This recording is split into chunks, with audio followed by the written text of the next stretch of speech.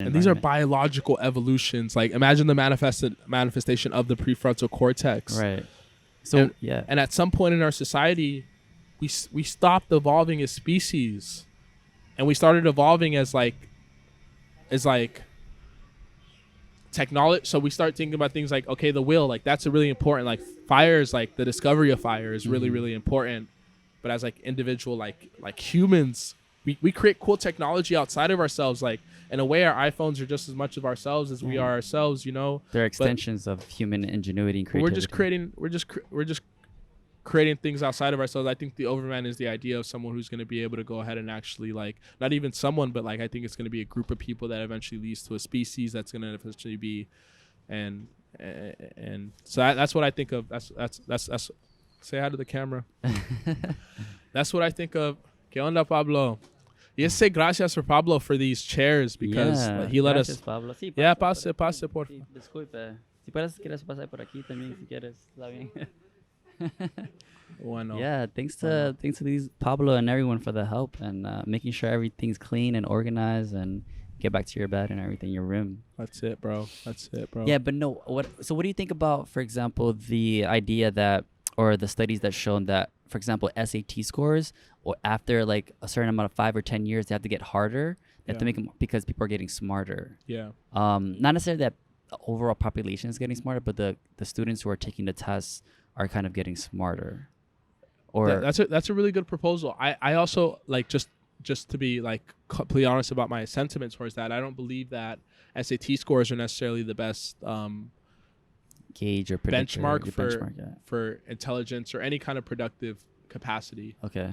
I think especially when you see, because I come from like suburbs where I'm surrounded by like families that can afford to put their kids in SAT prep schools where they memorize the right skills to be. I think that's what's getting. That's why they had to make it harder, just because. Maybe that's a good point. It's like if you have a marker, and the marker is like the marker for like your future, people are gonna find ways to gamify that. Yeah.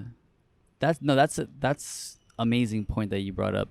People are looking at the studies and they just see, oh wow, people are getting better at these tests, so we have to make them harder.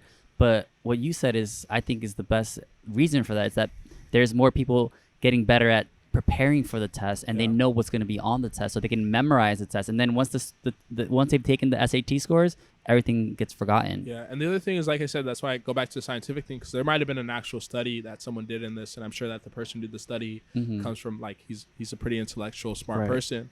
I'm sure that he might have factored these ideas in, and I haven't read the study, so I would have to see the study. You know? No, but that's I like that. It seems like that's the best reason for it. Yeah. Because when you look at society, are we really getting smarter? Is society as a whole getting better, or is maybe our environment around us getting more comfortable, where we're producing more things, so we feel like we're progressing? But it's just more of a comfort. Like, we have nicer homes and we have smartphones that do a lot of stuff for us. But as a whole, as a human being, as an individual, and as a collective, are we actually evolving? And I want to go back into this idea of like when like mankind was actually like really like what level evolving, right, to the point where like we had a prefrontal cortex developing, and language became a thing, and the way that we visualize color, and just that's what I see as. But this is like a very animalistic evolution, and of course the prefrontal cortex has just become to the point where like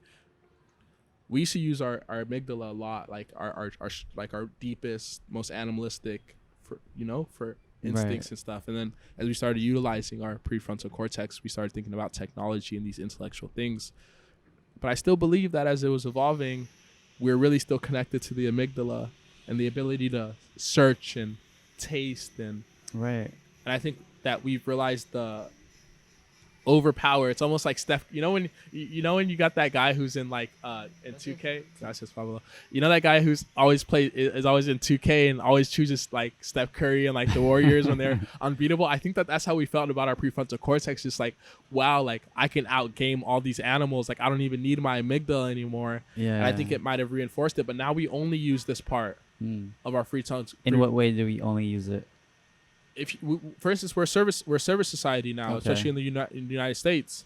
And service societies, you get really good at a particular specialization, and maybe you go to school for that special, like really particular. What we teach with our students, some of our students are smart, man, and they're really good at one thing, you know. Right. And I think that we just come to the point like we're no longer connected to our hands, our body, our feet, our hearts, right? Because our minds are what gets us our salary and what helps us build families. And I think that like coming back to nature would be a really positive thing for the human species to evolve, you know.